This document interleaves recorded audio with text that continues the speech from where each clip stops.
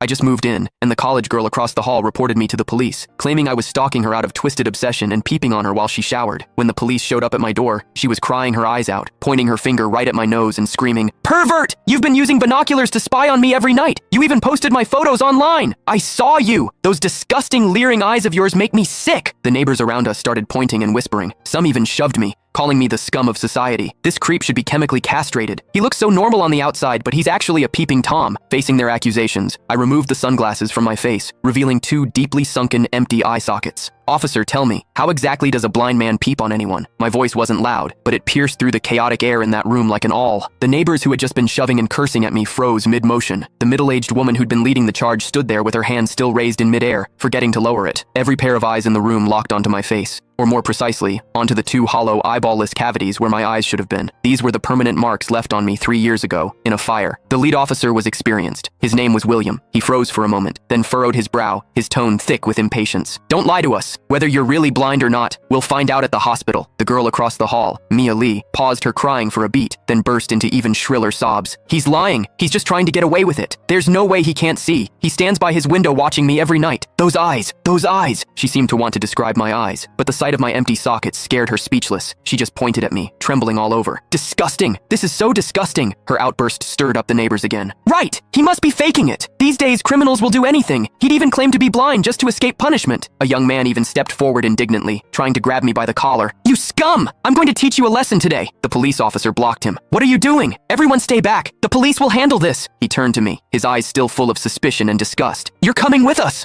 I didn't resist. I calmly held out both hands. Cold metal touched my wrists. Two younger officers flanked me on either side and led me toward the elevator. Behind me, Mia's crying mixed with the neighbors' curses into a chaotic din. "Scum of society! Get out of our community! Hope you rot in prison!" I could see the righteous expressions on their faces. I could also hear the pleasure in their voices as they trampled me into the mud. I stepped into the elevator. The metal doors slowly closed, cutting off the noise from outside. One of the younger officers, probably new to the job, couldn't help but ask me quietly, Are you really blind?" I tugged at the corner of my mouth but didn't answer. The other officer patted his shoulder, signaling him to keep quiet. But I knew that in their minds, the scales had already tipped completely in favor of that tearful young girl. After all, it was a young, pretty, pitiful college student on one side, and on the other, a suspicious man living alone, wearing sunglasses. In their eyes, it was crystal clear who was the victim and who was the perpetrator. What they didn't know was this: sometimes, what the eyes see is the biggest lie of all. And I, a blind man, had seen something that none of them had. For instance, when Mia accused me, her heartbeat was steady, without a single ripple of genuine emotion. The interrogation room at the police station was harshly lit by fluorescent lights, and the air smelled faintly of mildew. I sat on a cold metal chair. Across from me were William and a female officer taking notes. Name: